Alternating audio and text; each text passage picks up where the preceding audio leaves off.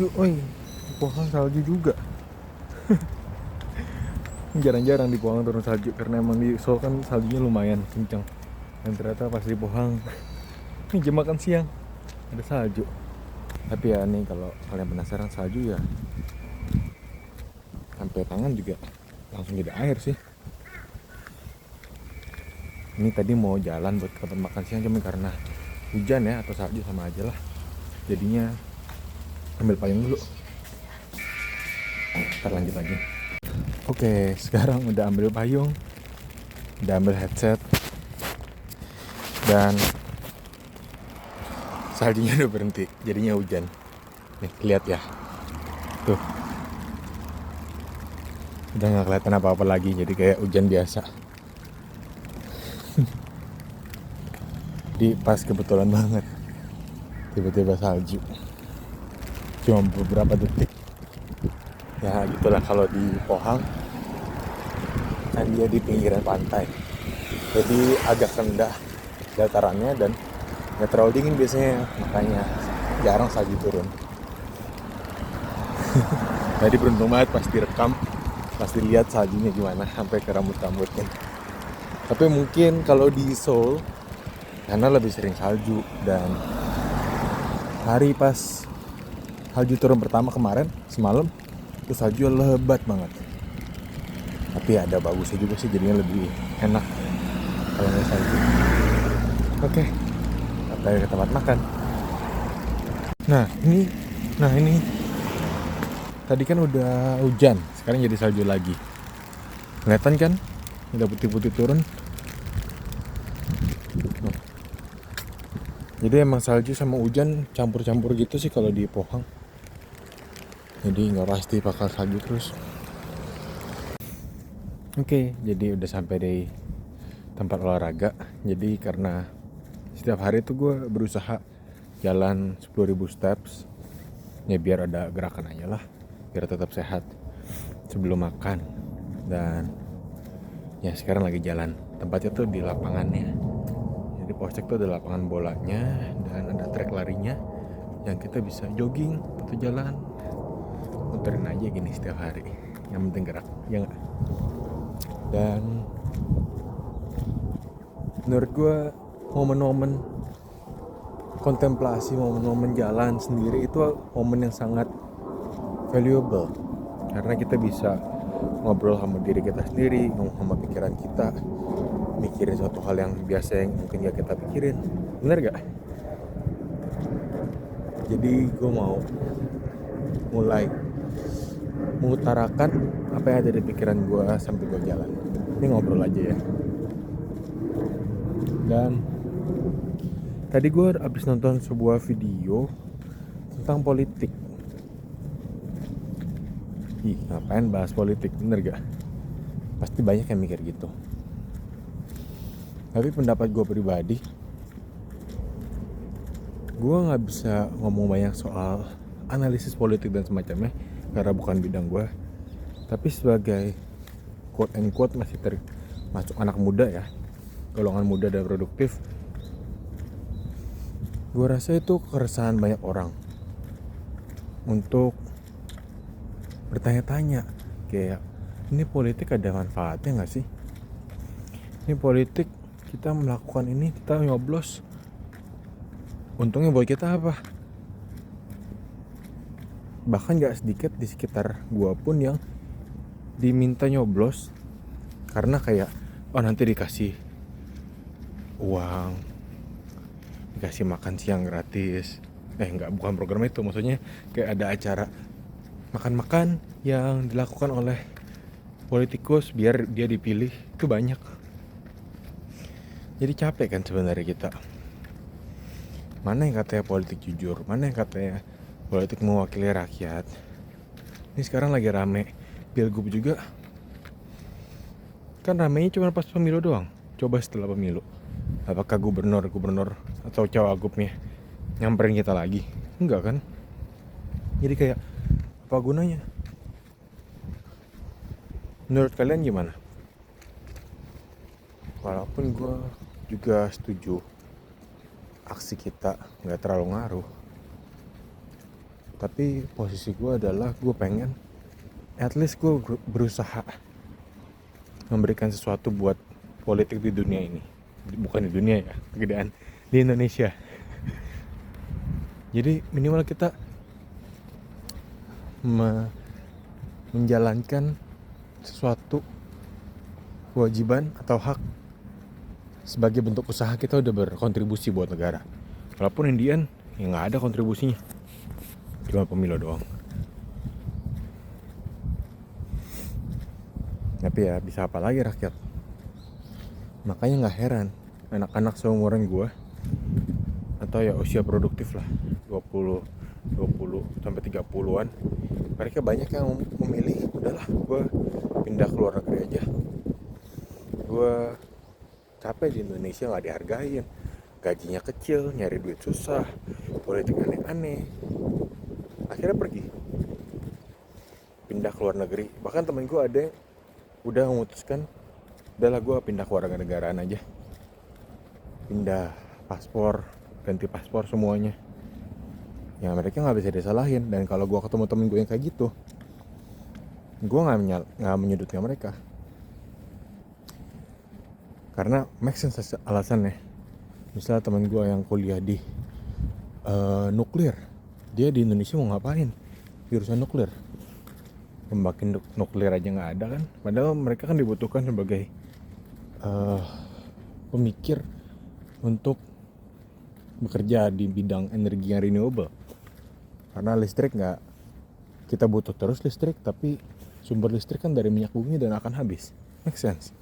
Sementara di Indonesia nuklir identik sama teroris, dan pemerintah juga nggak welcome buat orang-orang yang quote unquote pendidikan tinggi dan pinter untuk balik ke Indonesia berkarya. Apa itu LPDP? Disuruh balik tapi nggak difasilitasi. Ujung-ujungnya nggak jelas juga di Indonesia mau ngapain. Skillnya terbangkalai, terbuang, dan jadi waste of talent buat mereka. Jadi alasan mereka yang mau pindah ke warga negaraan tuh make sense banget buat gue. Tapi kalau gue ditanya personally, apakah gue akan melakukan itu, pindah ke warga negaraan dan nyari uang di luar negeri, long term gue akan jawab enggak. Karena gue nggak tahu, gue nggak bisa menjelasinnya. Tapi kayak gue udah dibesarkan di sekolah dan dididik jadi nasionalis. Gue nggak bisa bilang gue berjiwa nasionalis tinggi, tapi at least gue cinta sama Indonesia dan nggak mau ninggalin Indonesia untuk, dan udah ditinggalin aja, dilupakan dan makin ke bawah. Waktu SMA, idola gue itu adalah Suhoki. Kalian pernah dengar gak Suhoki siapa? Dia aktivis politisi yang menggulingkan Soekarno waktu itu, jadi Orde Baru. Menurut gue tuh dia keren banget, karena dia berani bersuara, dia berani beda. Apalagi dia Cina ya, kayak gue kan Cina juga, keturunan Cina. Tapi dia berani bersuara di politik dan punya aspirasi, punya drive yang tinggi buat Indonesia. Dan kalau yang nggak tahu, Suhoki tuh hobinya naik gunung. Jadi dia sering naik gunung, dari sana sendiri mikir, kontemplasi, punya ide dan segala macem. Awalnya gue ya udahlah, emang orang keren aja. Tapi setelah gue sering naik gunung di Jawa sampai puncak, ngelihat betapa indahnya Indonesia, gue ngerti kenapa Suhoki melakukan semua yang harus dia lakukan demi Indonesia.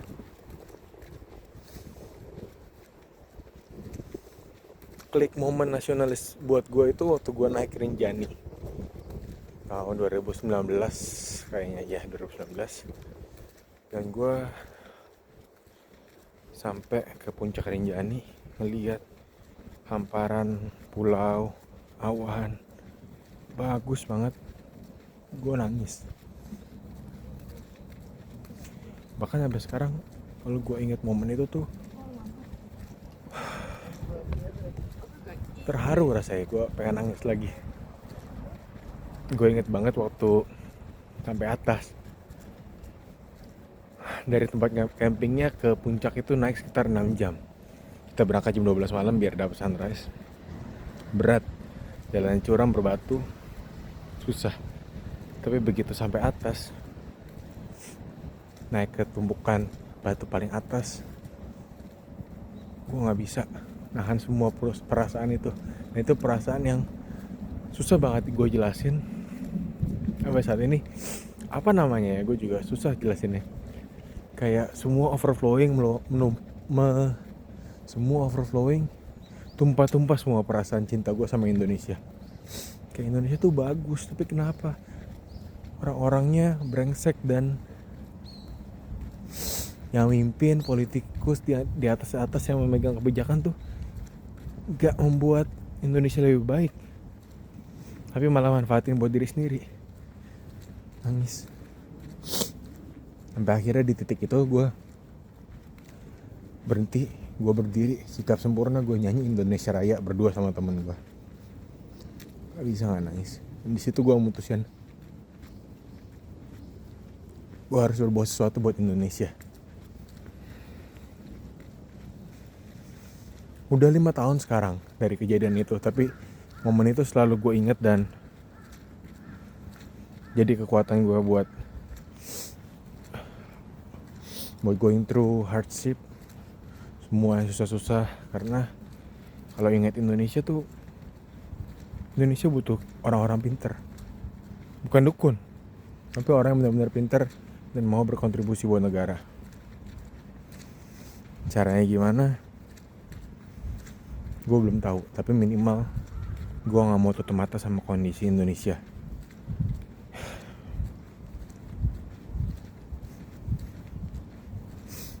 Kalau kalian gimana? Apa ada gak momen kalian menyadari kalian tuh cinta banget sama Indonesia? Atau malah kalian sebaliknya, kalian udah putus asa kah? Atau mungkin kalian sebaliknya, apakah sudah putus asa? Atau mungkin kalian sebaliknya, apakah kalian sudah putus asa sama kondisi Indonesia? Enggak, bukan salah kalian kok. Gak apa-apa, semua orang punya pendapat, dan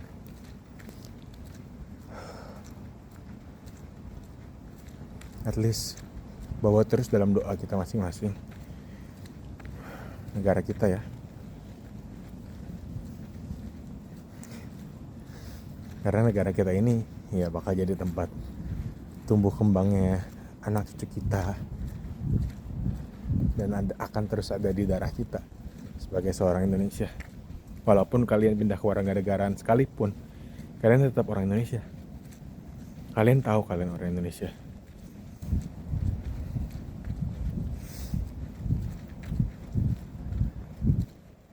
Mungkin ini agak aneh keluar kata-kata nasionalis keluar dari orang keturunan Chinese di Indonesia. Karena gue juga tumbuh di lingkungan mayoritas Chinese, dan gak banyak yang peduli sama Indonesia. Namanya orang Cina ya, yang penting cuan, yang penting untung. Ya apa-apaan nasionalisme, emang Indonesia gak biayain kebutuhan gue.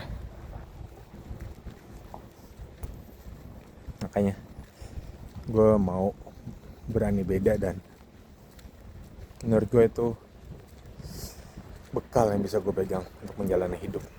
Ngomong salju lagi. Ini lumayan dingin sih, tapi bisa di handle. Kalian lihat saljunya kan. Anyway, ini udah kelar mau jalannya, dan sekarang mau makan. See you next time.